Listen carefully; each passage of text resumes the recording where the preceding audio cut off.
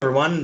This is Alastair, also known as Daniel, and I have with us a very special guest with us today. This is Miss Estelle Ellis. She was the voice actress who portrayed Krystal in the GameCube game Star Fox Adventures. This year, the game is turning 20 years old, and we're really honored to have you here with us, Miss Ellis. Yeah, thanks again for granting this interview. We're really humbled to have you with us today. Hello, thank you for having me. 20 years, a bit of a shock, sorry. It's been that long. It is shocking to think 20 years ago. That's most people think in 20 years ago of the NES and the original Mario title, but that's no longer 20 years ago. Now it's Star Wow. Fox Adventures.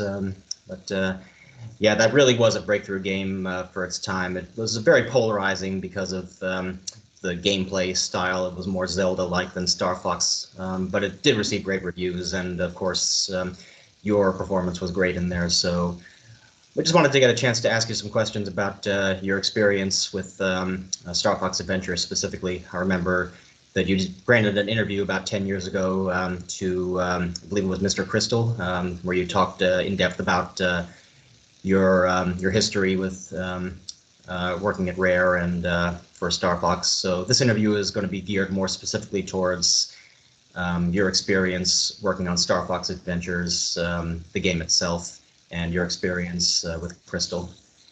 So can you tell us a little bit about how you got into gaming? Did you ever picture yourself making a career in it and gaming and development when you started working at Rare?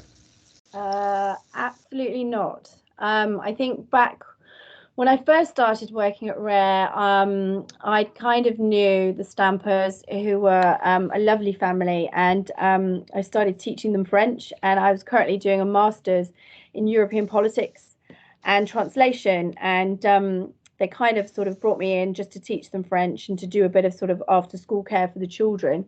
Whilst I was doing that, the big plan was to go and work in Europe, go into politics, do some translation. And in the end, they kind of offered me a job because I'd got acting experience. I'd done some drama throughout the years, particularly at school, outside of school. And they offered me a job doing voiceovers. And kind of the rest is really history, I suppose, because once I sort of started there, I did voiceovers, I did motion capture for some of them, Perfect Dark Zero. I did some translation work at the time when Nintendo owned Rare. I did a little bit with them. And I suppose from there, it kind of, the gaming industry sort of swallowed me up. And that's it. And I'm still in it to this day, 20 years later. So that's pretty much kind of what happened. Intuitively, I just sort of went with it, and I'm kind of glad I did.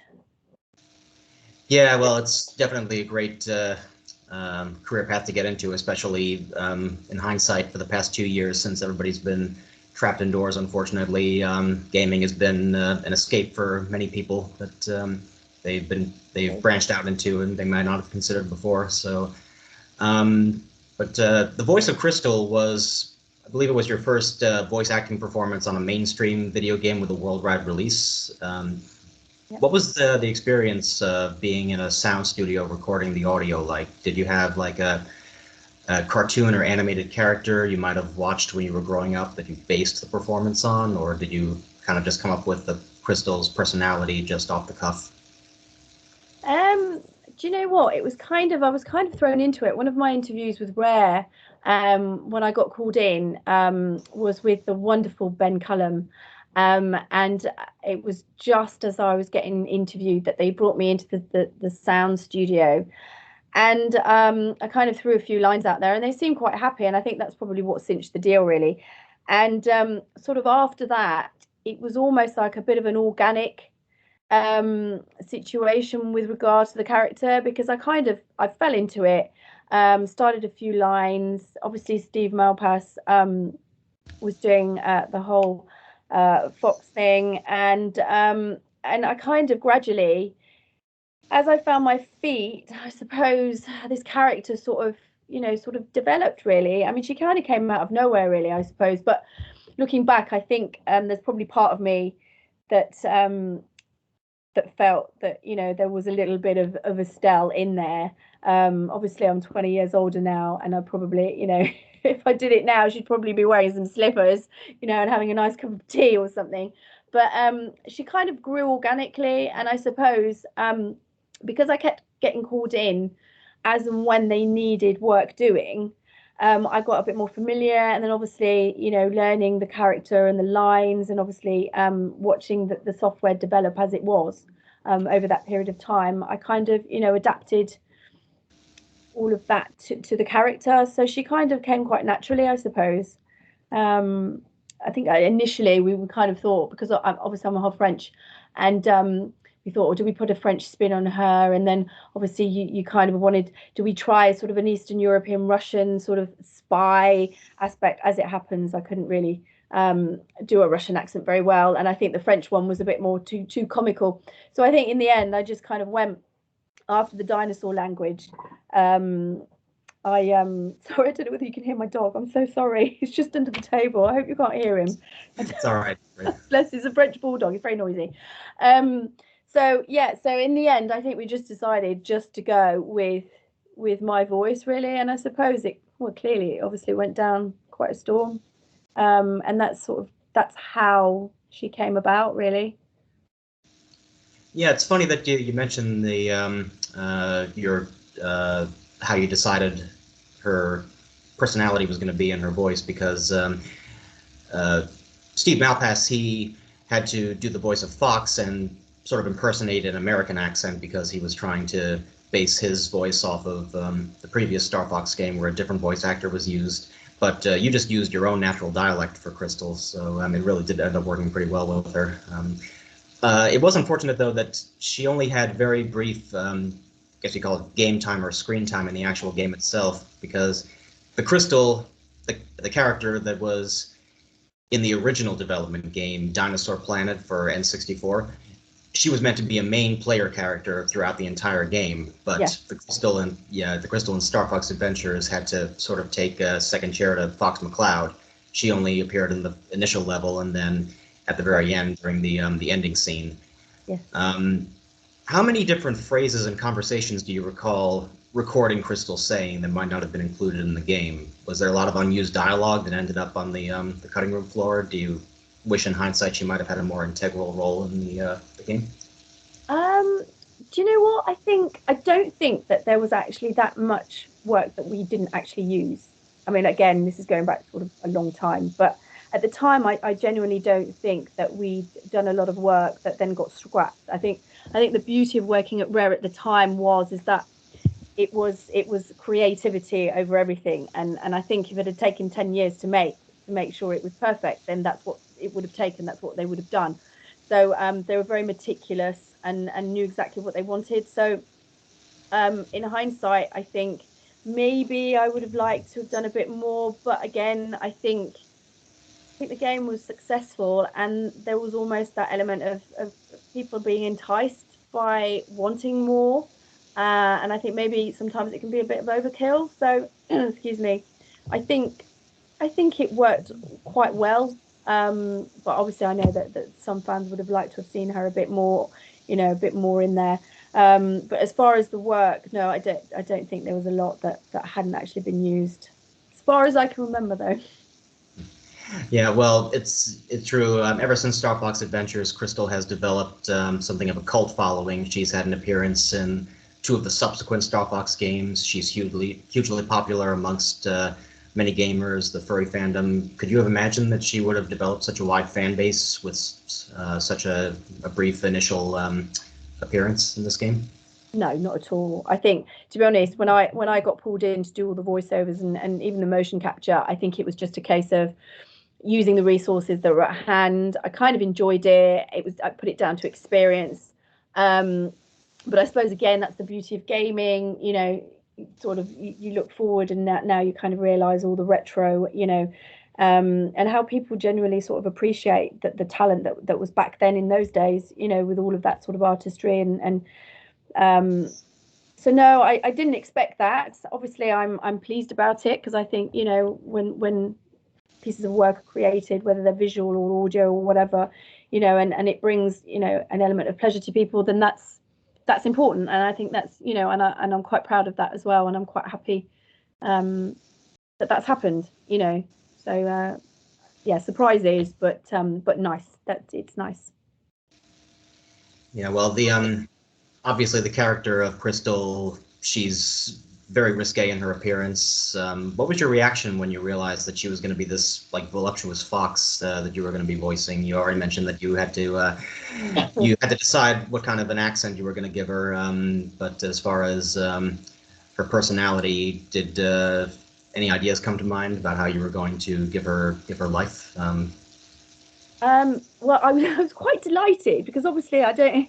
I also did the voice for Mother Earthwalker, who was a completely different character, and again, I like to think that I did a good job of that. But as a personality, and even now, sort of in my 43 years, um, I quite like the idea that she was this, you know, attractive and wonderful female character. Yeah, I think, you know, it's kind of, yeah, it was nice, and you know, and it gave me something to work with. Um, Back in my 20s as well, it was kind of, you know, kind of proud, you know, of being able to be part of that character, I suppose. So no surprises, and again, you know, I got stuck in. It was important that we got it right, and like I said, organically, it kind of just grew. So yeah, it was just kind of easy to fit that character, I suppose. And again, I suppose when you're given a job, you want to do the best job, don't you, really? So it kind of got to the point where, you know, that was the character. That's how I had to, you know, make her sound. Yeah, so Star Fox Adventures obviously came out in 2002. This was many years before movies like Zootopia or TV series like Beastars and other movies and TV shows featuring anthropomorphic animals became more mainstream. But Nintendo is doing a lot of reboots and remakes of their older games, and with the success of movies like Detective Pikachu and Sonic the Hedgehog, even Nintendo seems to be growing more comfortable with the idea of letting their intellectual property be used in movies. Mm-hmm. So, if there were to be a Star Fox Adventures remake or reboot, or if there were a TV series or movie that eventually came out and they would approach you and ask, hey, would you be interested in reprising the role of Krystal? Do you think you'd be interested in reprising that role? And if not, what advice do you think you would give to whoever takes on this role of Krystal? Oh, do you know what? Yeah, do you know what? Yes, I would be interested. I think, and again, it's kind of give the people what they want, and I don't see why I wouldn't do that. I mean, again, the cult following, if it is my voice, if that's what, you know, if that's what's of appeal, then I certainly wouldn't, you know, I wouldn't say no. If somebody else decided to sort of take ownership of the character, then all I would say is that again, just feel the character, you know, sort of embrace her and kind of, you know, I don't know how to explain it. I suppose kind of what I did. I just sort of fell into her, and just gave her. I don't. I don't know what advice. Just enjoy it first of all. Just enjoy doing the voices for her. Enjoy, you know. And again, it's all fictional, isn't it? And it's just, you know, you're just stepping into character, aren't you? So I suppose, yeah, the best thing I'd say is just do her justice and just enjoy it, I suppose. Yeah, that's best way you can enjoy the experience is just to have fun with Yeah, the job. totally. And then people then will enjoy you doing the job and appreciate your, you know, because again, everyone knows when you don't like doing a job that you can tell, you know. So I think it has to be the right fit, and yeah, they need to really thoroughly want to enjoy it, you know. Yeah. Can you tell us if has being the voice of Krystal changed your made any changes in your life in the sense that people will recognize your voice as Krystal's? I mean, Steve Malpass has appeared at convention and panels as a guest speaker. Yeah, I didn't know that. Yeah, there's a few scattered videos on YouTube of him talking about his voice acting experience as well as his development experience at Rare. But yeah, I'm curious though, have you ever been approached by fans of the game for autographs? Have you ever been invited to conventions or panels to talk about the game in the past? I've had the odd people that have managed to track me down at Venom. Also a couple of other companies when I used to work at Mad Cats. Um, just very kindly, again, autographs and just things like that, which I've quite happily done. Not a lot, not a huge amount. But I suppose I've been out the limelight in terms of that for that long. And I suppose now with social media, um, and I'm not really the creative sort of person that still works in development or publishing or anything like that. So I'm kind of not in the center of um, that industry anymore per se, even though I am still in gaming. I haven't really, no one's really approached me or even asked the question, um, which is absolutely fine. But if anybody did approach me, then yes, I happily sign um, things and anything of the sorts really. Because again, we're we we're here, aren't we? These are the experiences. If I can help someone, or then of course that makes sense. I'm not going to not make myself um, unapproachable or anything like that because we're all human, right? Yeah, I mean, I have a Star Fox Adventures Player's Guide that was autographed for me by Steve Malpass, and I, for one, would also love to get your autograph someday as well because it was an Yep, amazing no worries. performance that you did as Krystal. But so to wrap up the interview, I do want to ask also about your current career with Venom UK. Star Fox Adventures was the first game that you worked on, and then you had voice acting roles in some other games like Grabbed by the Ghoulies, Perfect Dark. When did you make the transition from voice acting to designing gaming accessories, and how did your company Venom UK get its start? I think kind of when Microsoft bought Rare, obviously the dynamics completely changed. Obviously, you're looking at a US company then from the Japanese, and structurally things were changing.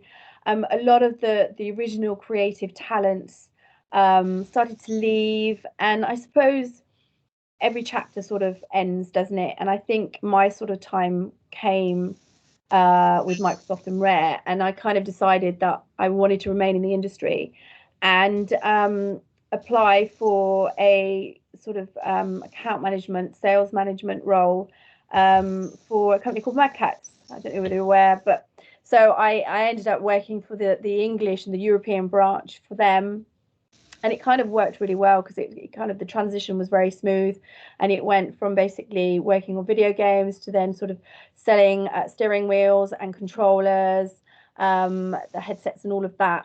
And then progressively over the last 15, 16 years I've been pretty much doing the same role, and now I kind of, yeah, I work for Venom, selling all our Venom products and accessories um, worldwide.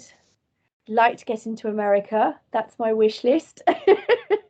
And that's kind of where I'm at. So I mean, Venom's an amazing company. They started, funny enough, 20 years ago, last year or the year before, and they've basically just gone from strength to strength. Excuse me, providing accessories for pretty much all core consoles, and that's where I'm at really at the moment. So the website's Venom Gaming.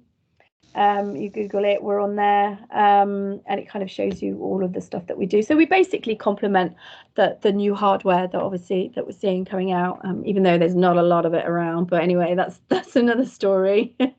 So that's pretty much where I'm at. Yeah, it sounds like it was a pretty smooth transition because Star Fox Adventures also has the distinction of being the last game that Rare developed in collaboration with Nintendo, and the very next day after its release, Microsoft took over. Yeah. So it makes sense that you would want to go your own path. Away. Yeah, Yeah. but I have taken a chance to look at your website for Venom UK, and the products there do look very enticing. I do hope that they do make a branch out into America and that they begin selling out here. So Well, they are. They're out on GameStop. So, and if I'm allowed to make a shout, we've got our LED light changing console stand for the X series. We've got a PS5 coming out as well, and also later on in the year the Switch. But you can find that on GameStop. It basically lights up with a load of LED lights, and it's actually really cool. It looks really good. So that's my first hook in there. There are a few other products in GameStop also that you can take a look at, but that's just the beginning, hopefully, she says.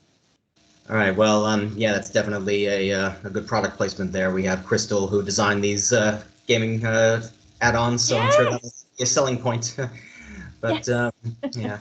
All right. Well, thank you again, Miss Ellis, for agreeing to the interview and giving us your perspective on your work with Star Fox Adventures. It really was an eye-opening experience, especially finding out that you're still deeply involved in game development. It's also very exciting to see that your company Venom UK is so successful, and yeah, I think everybody wishes you the best in your endeavors, and we hope that we do hope, fingers crossed, that someday Krystal will make a reappearance in the Star Fox media.